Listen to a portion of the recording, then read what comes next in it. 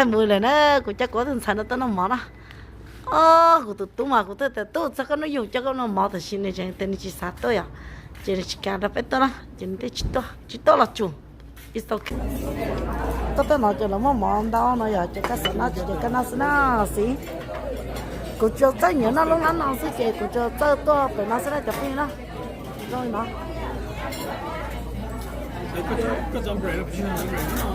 yeah, money.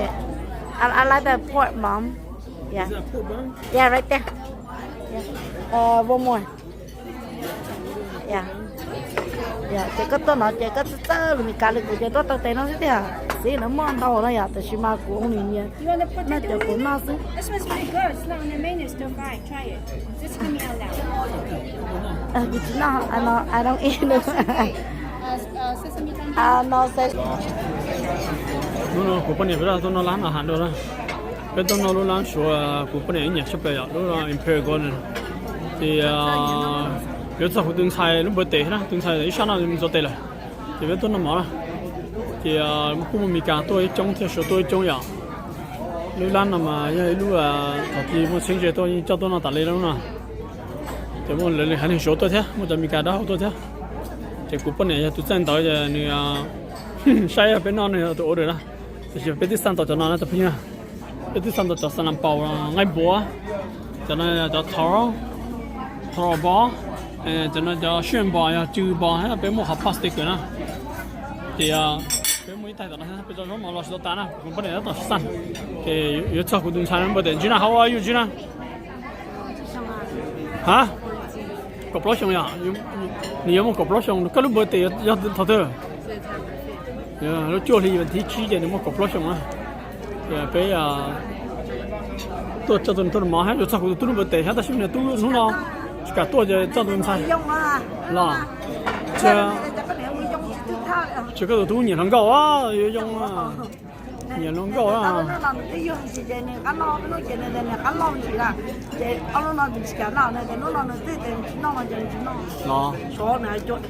ôi nhìn thằng cậu thì ít lúc nào thì bây giờ cũng khi cái tay tôi nó cái tay đó thì cũng bên này nó đặt sang cho bên nào bây giờ cho nó chuyện nào nó đó thì nó cũng pass cái mình sai năm rồi mình sai ít được bao cũng nó lúc nào lúc pass được nữa thì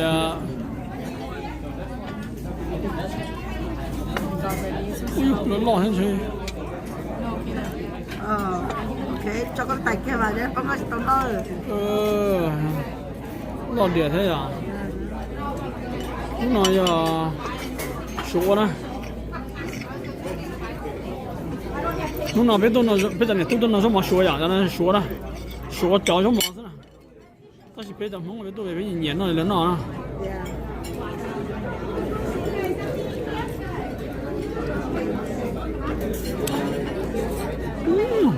ngon quá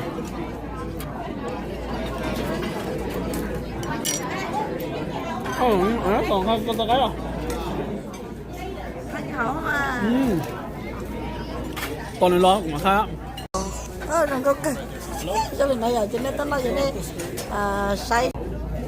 Nó hoàn sòn thì giờ cha nó lâu rồi lúc ta lo nè giờ. Cha nó lâu rồi lúc ta lo thì bây giờ thay đời sang thì phụ sang tới thằng anh bố. Thì nóจะ顺包. Thì cho nó hay từ mắm lẩu cho nó cái thế không lắm không lông á. Không nó là làm bài phê họ chỉ nó nó tôi nó thấy nhiều họ nó cũng bên này chơi cái nó làm bài phê vẫn nó đỡ họ chỉ nó nè đó nó món đi có to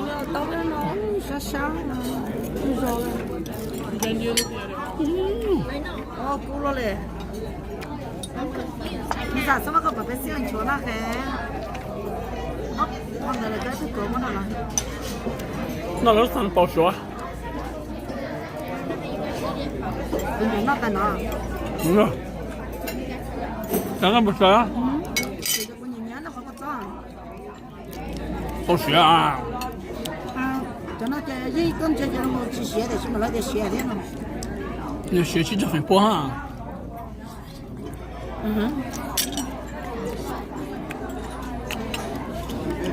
cá cơ ha bây giờ tiên ní nó lúc nào ta liao dạ À, khá cái sản phẩm ngon bùa. tao nó cũng này nhá nó lúc lắm nó ô so lúc còn à cũng tức phải nó everywhere cũng chỉ nhá nó Em nó bị sao nào? Thao quá xí nhỉ? Bị sao cũng sao? chỉ nhá nó cũng chỉ nhá nó thế mấy cho lắm này là ô rồi à cũng tức muốn nó là cũng chỉ nhá nó đấy cho lắm là mỗi nó cũng chỉ nhá nó à lúc ấy chị lúc nó chân nào đó lúc chân này là sao nó là cũng tức chỉ nhá nó là lúc ấy cũng là nhá nó lúc lắm nó lúc sao cái này hôm nay tao phải lúc thế họ cái này của tụi xài này ta tự nhiên nó lúc cũng non à nó làm đi cái nó lúc vậy à chị nó Con đỏ sản phẩm à? chị nó Cái nó quá. Ô, cũng sai. tụi này nhìn nó đâu ấy của nó cá hậu lắm đó Nó đỏ sản phẩm ấy, sản phẩm mỏ à? ơi của chị của nhìn nó lúc của tôi là nó chị của nhìn nó luôn đợi tôi xin ok họ lười già nó chị của chị sáng nó của chị nó chưa của chị của nó chưa đầu sáng nó chưa Rồi à? I just don't wanna eat no more. Nó cái bùa. À, chị nó của tôi nó cho nên nó sợ. Chị của chị tao của chị không tao ở lì nó của sao tao Tôi à? nói số tôi nói sẽ ở đây biết à? Yeah, busy sao tao à? Chị sống câu lên bên này. Là qua sống câu giờ lên bên đó à? Gì? Đúng không? À, của tụi mình sản nó cái lối tiếp bé nè. Mình sản mà là sao trong chậm này? Đi là bên đó. Chạy cái đó tem à? Là cái bùa. Nè, trong này à? Lúc nào lúc của nhà nó cha ơi. Nè, của tuần sai nhà nó cha à đi, bạc ai đó cả. Xí, tôi thấy có khá cha. Tôi xin hai tên chị nhà nó khó chứ hai tên chị là cái món nó ta thì cũng nên khó tiền nữa. Ý anh là tụi mình xài cái món nó ta thế nào? Vậy là bỏ dân thay ra. Nè trong bữa tiệc cho bé tôi cho nên tôi nó mà bây giờ nhà thì bữa tiệc nó cho bé tôi nào. Chỉ cho cả, thôi con lại ý. Nó không nhiều là tôi bảo cái núi ở trên này nó chỉ người ta有cái núi vào chỉ cả cho tôi nó lan nào vào cho去搬去那。Mấy trời nữa, bảo ấy nữa tức, mấy nhà nó nữa chặt tôi có tôi nó là gì?那过年啊，被都叫到那，马哈干了，那被叫到没了，你说你带你去弄，叫人那么飞哈，那欧的哈。Cho tôi chỉ có thể á.可以的，我看到的，我个几个腿那有些啊。Họ chơi có năm đồng có này chỉ có năm to thế, tên năm đồng đó đấy. Bây giờ bây giờ tao có thân luôn nó, tao sao lúc này tao thấy một khung trang nó mà nó không cái gì, cho tôi nó ở lì à, mà cho tôi lấy liền gì thế? Bây giờ nhiều mà. Bây giờ xe cho nó không nhiều bây giờ tôi nó mấy số nữa, nếu nó cho bên nó hết thì xe hay là cho bên tôi đó. Nhớ, cái đấy có từ mày mà cho nó cha thế hả? Bây giờ lúc nào chỉ có một cái tôi nó là cái này. Chỉ là quý tôi, đây này. Chỉ là nếu tôi nó không có số. Tôi nó mà nên tôi ta lo này đây. Nhưng mà tôi nó mỏ nó chơi quý một ta lý lỡ, nên mỏ xí chơi quý chim luôn. Bây giờ, cái nhiều nó mỏ số à? Anh nào nhiều nó mỏ số à? Nên mà hai nó chơi à? Mà ai cũng mua tao thế à? Cũng mua thế đó, cho nên nó mỏ đi. Quý mua lên, nó mua từ từ là cũng mua lên à? Nó mà số thằng tôi tiền đi bài nên là. Đó chỉ là hết tiệt, thằng tôi ăn rồi chắc có sáu hôm nữa, tôi cho tao nó mà. Bây giờ, thằng tôi ăn rồi chắc sáu hôm có đâu vậy? Có sếp thế. Tôi chế một sếp tôi Anh nói chế, tao nói của dân sai tụi nó chế sắp lỡ. Tụi nó mà, nếu nó mì móng à, nếu nó mì thực tiêm mà nó chế tao chế tao còn khó. Quá lười vậy, sao quá, tụi tôi nên nó món trong hai cũng đó, ok. Chế của đi à, của tôi mà của đi nó nói đấy. Nè trong nó sẽ cho bây giờ trong nó sẽ để cho chạy vô của nhé nói à. Của nhé nó cái gì à? Cái này chỉ nhé nó cái gì nên nó chỉ tao nói cái. Chỉ nhé nó luôn à. À cái nhé nó cả. Có trả lời có chồng chị cho lẽ là lúc đó chưa có lo. Chị ta. Trả lời chị cho nói nè, ngắm mỏ là cánh thầm mỏ nó chê. Nhưng tôi trong này là ngày số mà. Hai cái này à? Tôi là tập bé của ta. Nó bây giờ nó tạo rồi, nó tạo lửa. Bé nào có gỡ đấy hả? Đó không là tôi tập bé này tôi ta. Chị trong này thì nói rồi, chị là ngắm cái lòng chim chỉ lo lẽ. Nè, của tôi sao mà nó cha cái chứ nào sao? Có gì lúc cái cha là. Dạ. cho nó chấp lỡ tụi nó là ai nào mà chuyện nó anh nói tụi nó chuyện nó sướng hả tụi chứ mà tụi nó lo đấy tụi nó vào tớ nó mẹ lo lên đấy chỉ xe tụi vô thì nó cho hốt một bữa xí đấy cho chuyện kia kia luôn đi nè tụi nó nữa lo cho hậu tê vậy chỉ bé ngã bóng đây đó cái gì mà nó màu tươi mà những cái đây tôi nó học tài liệu tôi nó tài lộn tiêu thì chỉ cả tôi học được tết đây tôi nói vậy giờ ngã đến đây tôi học là tại là cái chỉ bé tôi cũng tôi nó tại nó tài liệu nào cái tại nó mà vì hơn thì cũng nhẹ nhẹ nói vậy chỉ vì vậy tôi chỉ nín nó tài liệu chỉ bé sinh đâu nữa nó chỉ cũng chỉ nhẹ nói tổng thể cũng chỉ nhẹ nói thôi cho thì cho mi nó là mất kia này vậy chỉ là một cái nó là dư đó sao chỉ tại nói chỉ cũng nhẹ nó tại nó tài liệu đó thì cũng nó chỉ cũng nó tại nó tài liệu nào cái tại nó nhớ chẳng cái nhung là chỉ cũng nhớ nó cái gì căn chế đến chỉ này rồi chỉ cũng thấy nhớ nó tại nó là giờ tới nên tôi nên nhớ nó là nó chỉ nên nó nên nó lên đây bởi vì giờ tại nó tôi chỉ khai là có hai lý rồi cho cũng nhớ nó cái gì đó cũng thấy nó đó thì cũng tôi chỉ có phải nhớ nó cái gì nhớ tại nó tôi là tại nó dạ là có làm nó là dạ đó nó mình xài lo lại nó cũng bắt nhảy cái nắp cái bộ là hang vậy cái nó cho phi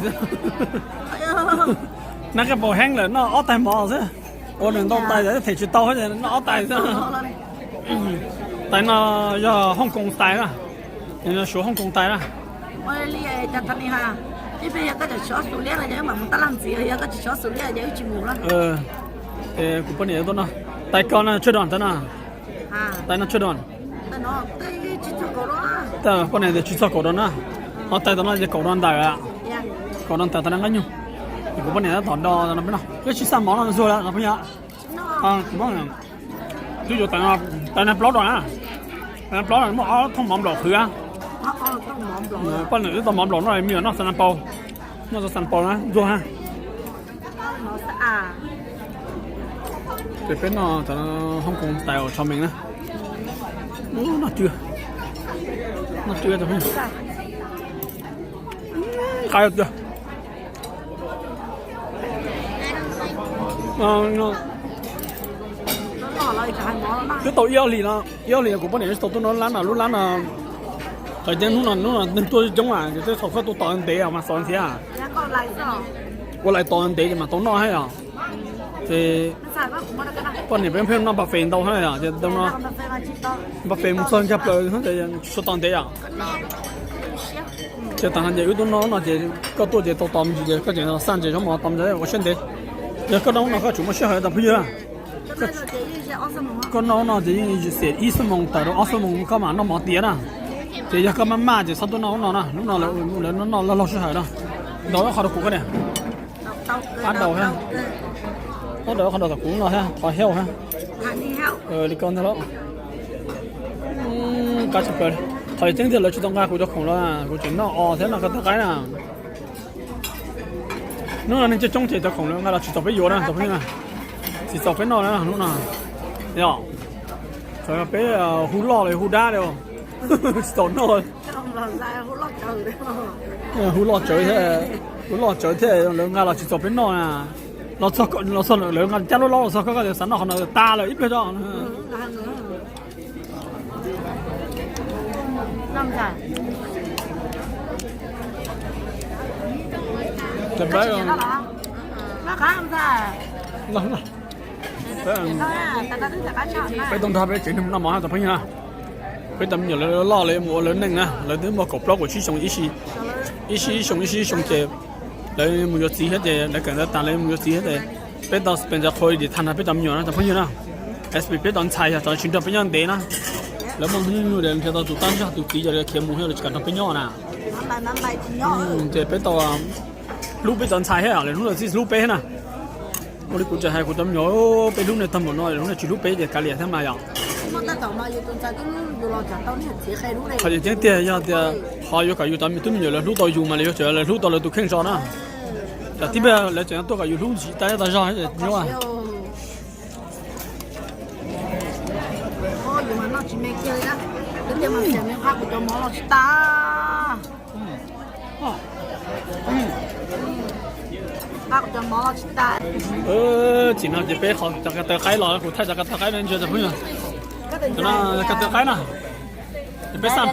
bé xăm bé tay ít tay ót tay bé tay à ô ít tay đâu là cái đó tàu cơ của tụi xài mua mặt sổ này nó lo cho nên người tụi ót xịt nó thôi họ cũng bận nhá cũng bận nhá ít lên cái tay là ót tay nào ít lên cái tay để có đúng để có sản phẩm bên nó ha mà chưa họ tên là sợ nhất các vật chưa đúng đó nó bật tàu à và nó sẽ tạo ra cái giá nó có tụi xài của mặt cái giá nó của tụi xài đó nó à phù hợp lại muốn chúa cái con pha đúng không nó hậu nệm trong con này nó bên dưới hay nó chứ à chỉ hậu sao sao muốn chơi gì có qua muốn nhúng gì mới cả nhúng gì số à nó mà số nó cầm lại cú nhia à cầm lại tờ à chơi cú nhia à bộ cái à ai ở một cái đi không có bao tao à ai ở một cái đi à lo để xin đi món đồ nè ô sáng sớm đó mua hàng chứ trong một cái đi mua nông tàu tháng mua ngày buổi à 3个螃蟹钱，阿姨，这里2个牛。 cái cơ nè là phong gì nè để cúi à lúc món nó chơi đi ót rồi đó sao họ cho mình à ô giờ cún còn trong nó đâu có chịu nó họ tiêu liền cái này ơ cái cún nó món hàng rồi nha rồi bây giờ tên là mỏ trong nó là kỳ cơ theo ít lúc mỏ nó chạy ót đoàn tàu theo á của chị nọ của chị sơ nó của chị chuột xì à chạy tại rồi cái của chị tao nó của tay này nè lúc chỗ nào là chấp bị tốn tiền mà giờ nhiều lúc rồi dạ mấy này cái chị nào lúc cái trong nó mỏ có thể đúng vậy tôi sẽ cần đó nếu cho xe nó phồng xe sẽ cần đó là nó có hậu lực thể hiện những gì có gì có cho cũng nó sao làm lên đi có cả à dạ đây có chữ cái không một thả sản phẩm đâu cái đu chữ cái tôi lên là tờ tí à dạ that is true hả mới cho nên mà chim làm lẩu thế lại vì do cho nên chú lúc tao một cái mình thế nên đỡ là chú chẳng cái nào cái được hả thế đó cá này là cũng đó nó không chưa sao sao cá hồng nó cá hả dạ cá là một cái gì ạ cái này nó lấy luôn thế này lúc sao nó mà nó style anh em lấy trên nó chỉ có nó mà tự kia mà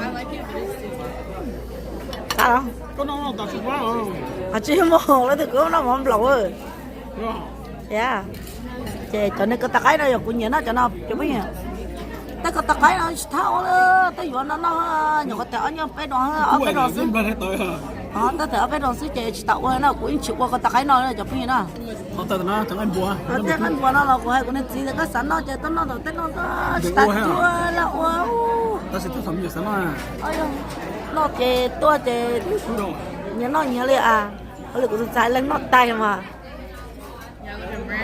chừng đó cho nó người nó tay nó chừng nó ngỡ tao nó sửa hả cái tụi nó là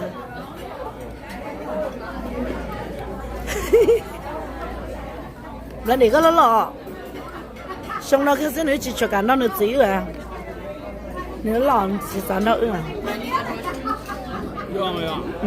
nếu cho cả nó bé à rồi thế nó gọi là chỉ có điều nào cái dạ thì bên nào á, chụp hình nó, bên nó mọt ta chụp hình mua xí nó cái, chụp một mấy nhở, tháo cái, nhưng mấy nhở nó mọt ta chụp mua xí nó cái, bây giờ thì tháo chụp áo sườn cái lồng hình hay nó chụp hình một tờ lá à,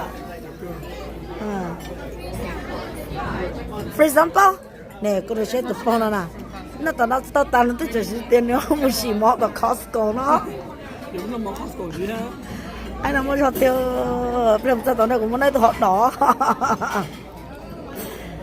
Đó tao nếu pin gì ạ? bộ cá hay cái này? Cá là cá thịt tiêu là cá đà, cá thịt tiêu là cá tiêu là lúc con tao là cá tiêu, cá thịt tiêu, cá tao cái 那个这改变去哈。但是个大概可能那就可能那懒了吧。哟，摸着点用的点呀。我来但是写好了。就我那。我来个但是嘛，其实我是。所以就那个现在的我这有蛮多，我那的嘛到哪了呀？去年我那。有了，我年代了。你看那天，可是别都拿去刀了。没奥代米接在那。就能做毛的点了，第一句还能做毛那活噻，那拿去刀了。这边菜木马手了，拿去刀了。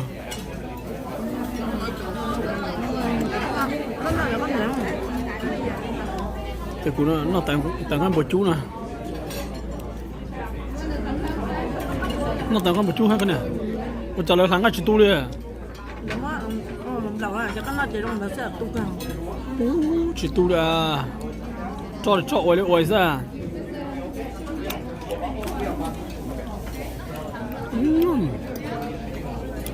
阿哥。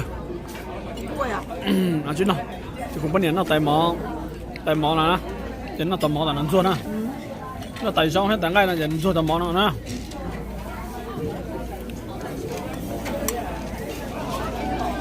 阿俊那个年呢？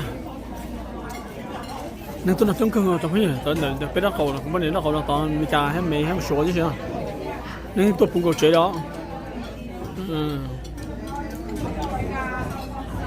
อ这边那么个看没我带过，人家在前面讲那边是哪能到呀？对，哪能到呢？讲你其中的有的，因为现在还是那其中有这样，是吧？就讲了，能带嘛？那就是那个，那做弄那个。要了嘛？哎呀，别去了，别去山那啥好，别去去没看有，头有钱那是刀着去那哈。你猜有的山那对面喊你还得弄去那的，有好多都些噻。呀，那每次之前搞那啥木那了，那都跑来的呀，那都单上去干那嘛，那都些个那小朋友呢。到的个时候，而且那木那嘛，就是那个小开了，小开的，个他们那个一扔股那股一扔他去干啊。头的股就那个刀，或者那个刀就木那的，然后那些好些节的，那头那个刀啊，头的股那刀个那去刀个那刀股那去干的，头那了其中些那头呢，这就那头二嘞那个刀那个朋友呢，不像那个呢。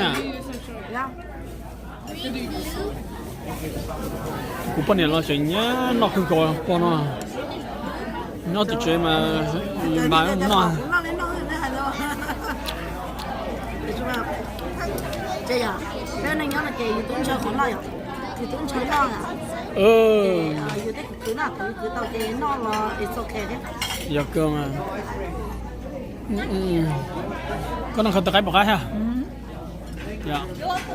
看了，弄那那这个大概那多晚3万提起么呢？那多慢点再回来去么了么哈？那么的这个还来了嘛？俺老来去加工。是吧？慢点再回来哈，跟那个高兴嘛。呀。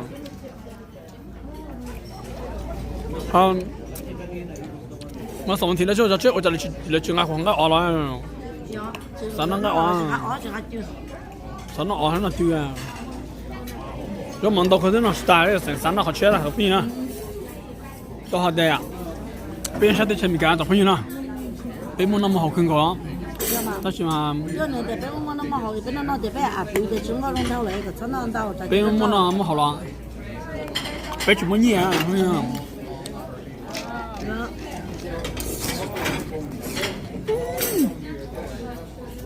就是嘛，也还这个什么年代送到了，这个送到了噻。我对他很给呀，这么年那些全部打烂那红白啊，对他做真是个个差呀。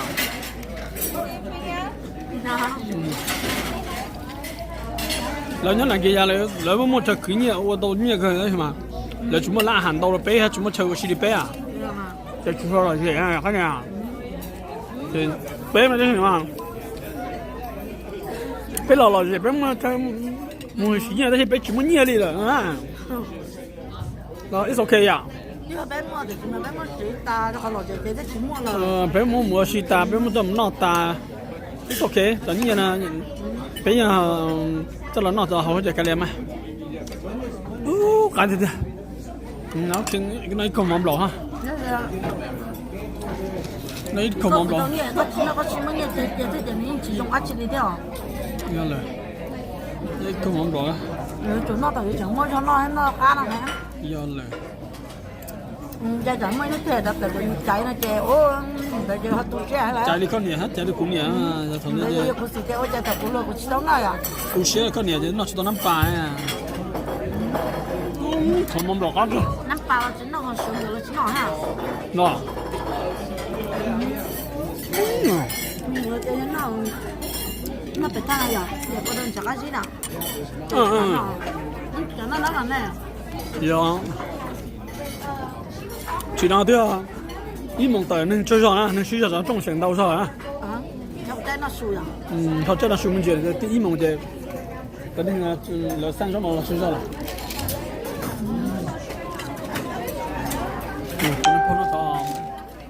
nó cái đang ăn bùa à nó cũng tránh là lúc mà chọn là cũng pha cũng pha chừng mỗi cũng nhìn nhận một tránh là nó tay đó ai là nhá anh cũng nọng đại mỏ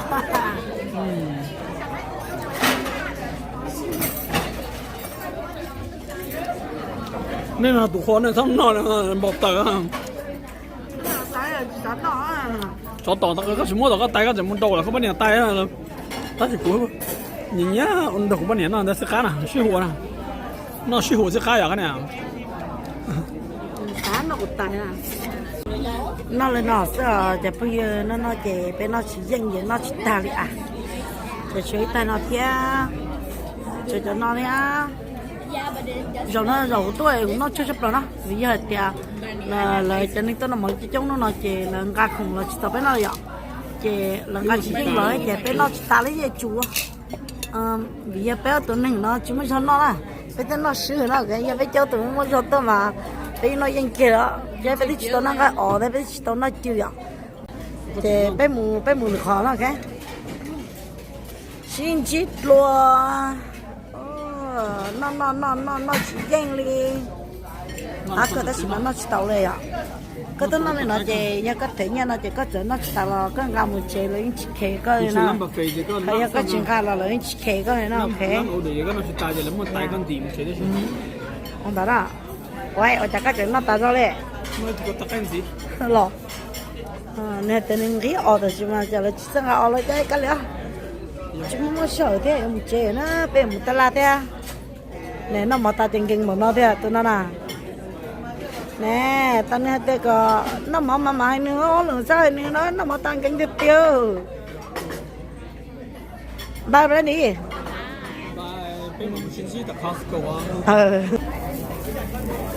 nó nói thế bên nó chuyển đó là chỉ họ ta đi xa chầu đoàn thế chứ chầu chưa xây sao chạy thế lại hay giờ